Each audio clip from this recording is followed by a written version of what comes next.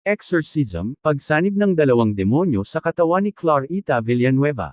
Taong 1953 nagimbal ang buong bansa at maging sa ibang panig ng mundo sa balitang pag-atake at pagsanib umano ng dalawang demonyo kay Clarita Villanueva at isang dayuhang Amerikanong pastor ang tumulong sa kanya si Pastor Lester Sumrall. Sa simula, nanlilisik ang kanyang mga mata. Puno ng sugat at kagat ang kanyang buong katawan, malalim, mahapdi, malahalimaw. Sa dako peron, isang babae ang nilulakubon di umano ng mga hindi mawaring nilalang. Sa likod ng isang madilim at malamig na selda, naghuhumiyaw ang kanyang boses na puno ng puot at paghihinagpis. Bakas sa kanyang mga mata ang pagod, paghihirap, galit at takot.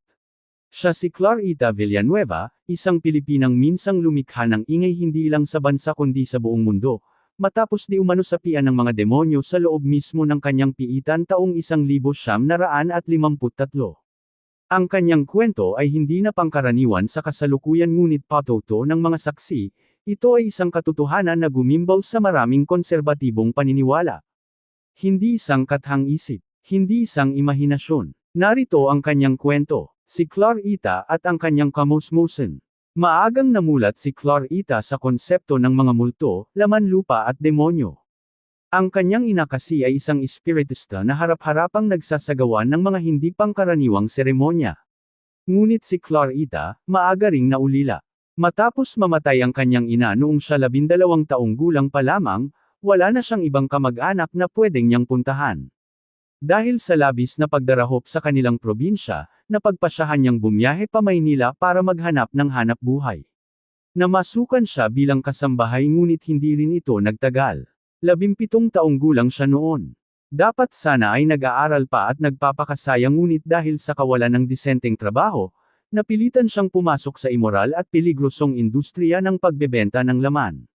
Si Clarita at ang kanyang pagkakapiit.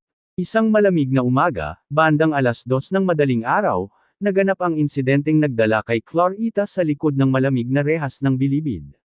Sa kagustuhan kasing kumita ng pera, lumapit siya sa isang lalaki at nag-alok ng panandaliang aliw.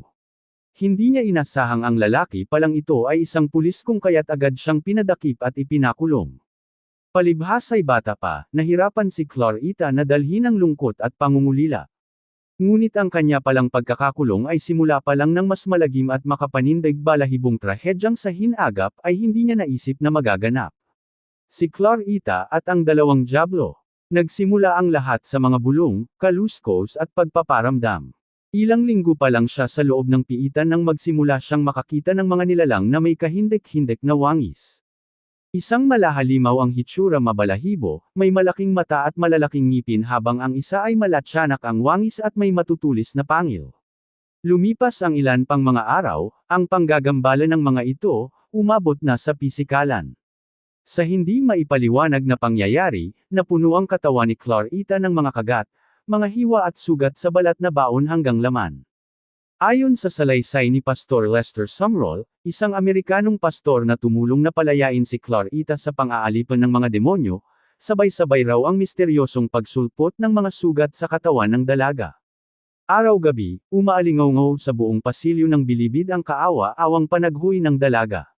Maging ang mga doktor mula sa iba't ibang lungsod na tumingin sa kalagayan ni Clarita, hindi rin maipaliwanag ang kanyang sinapit.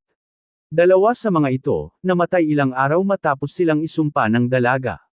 Sanib. Pinag-usapan sa loob at labas ng bansa ang isa umano sa mga pinakakahindik-hindik na demonic possession sa kasaysayan ng mundo, The Exorcism of Clarita Villanueva. Nanlilisik ang kanyang mga mata. Puno ng sugat at kagat ang kanyang buong katawan, malalim, mahapdi, malahalimaw. Malahalimaw. Malaki ang mga mata, mabalahibo at malalaki ang ngipin, yan umano ang wangis ng isa sa mga nilalang na nagpahirap kay Clarita. Malatsanak. Maliit at may matutulis na ngipin naman ang isa pang demonyong lumapastangan sa murang katawan ni Clarita. Kagat. Sabay-sabay nagsulputan ang mga sugat sa iba't ibang bahagi ng katawan ni Clarita, animoy kinagat ng mga hindi pangkaraniwang nilalang. Sa hindi maipaliwanag na pangyayari, napuno ang katawan ni Clarita ng mga kagat, mga hiwa at sugat sa balat na baon hanggang laman. Ayon sa salaysay ni Lester Sumrall, isang Amerikanong pastor na tumulong na palayain si Clarita sa pang-aalipan ng mga demonyo, sabay-sabay raw ang misteryosong pagsulpot ng mga sugat sa katawan ng dalaga. Araw-gabi, umaalingaw sa buong pasilyo ng bilibid ang kaawa-awang panaghuy ng dalaga. Palaisipan, hindi mo ari ng mga doktor na tumingin kay Clarita kung ano ba ang sakit na tumama sa dalaga. Maging ang mga doktor mula sa iba't ibang lungsod na tumingin sa kalagayan ni Clarita, hindi rin maipaliwanag ang kanyang sinapit. Dalawa sa mga ito, namatay ilang araw matapos silang isumpa ng dalaga. Misteryoso, patay ang dalawang doktor matapos isumpa ni Clarita. Ang isa sa kanila, bigla na lang daw tumigil ang tibok ng puso isang araw matapos ang engkwentro. Mamamatay ka, sambit ni Clarita sa dalawang doktor na nais sanang tumulong sa kanya. May mga nagsasabi na baliw umano si Clarita ngunit paano maipaliliwanag ang mga nagsulputang kagat na misteryosong umabot sa kanyang likod, balikat at leeg. Ang Catholic Bishops' Conference of the Philippines (CBCP) naniniwala rin sa mga ganitong uri ng insidente. Katunayan, hindi ito ang unang beses na nakasaksi ang simbahang Katolika ng demonic possession, marami pa umanong iba. Si Clarita at ang kanyang paglaya. Narinig ni Pastor Lester Sumrall ang balita tungkol sa pagsanib ng dalawang demonyo kay Clarita kaya't pumunta ito sa tanggapan ng mayor upang humingi ng pahintulot na nakita si Clarita sa bilibid. Pagkatapos ay agad pumunta si Pastor Sumrall sa doktor na nag-aalaga kay Clarita. Nang una ay nag-aalinlangan pa ito dahil sa isang dayuhang pastor ito ngunit kalaunan at pumayag din ito na making ng pastor si Clarita. Agad na dinala si Clarita sa isang pribadong silid kasama ang mga doktor at si Pastor Sumrall at ilang mga reporter sa labas ng silid. Sa tulong ni Pastor Lester Sumrall, nakalaya sa wakas si Clarita. Hindi lang sa mapang-aliping mga nilalang na minsang sumira sa kanyang buhay kundi maging sa piitang naging paitong saksi sa kababalaghang kanyang pinagdaanan. Kinausap ako ng Panginoon at pinapunta sa bilibid para ipagdasal si Clarita.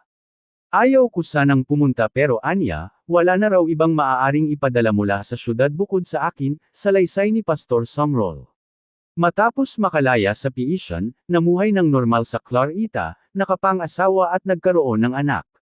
Palaisipan pa rin sa kanya at sa lahat ng mga nakasaksi kung ano eksakto ang kanyang pinagdaanan pero isa ang sigurado, hinding-hindi nila ito makalilimutan kailanman.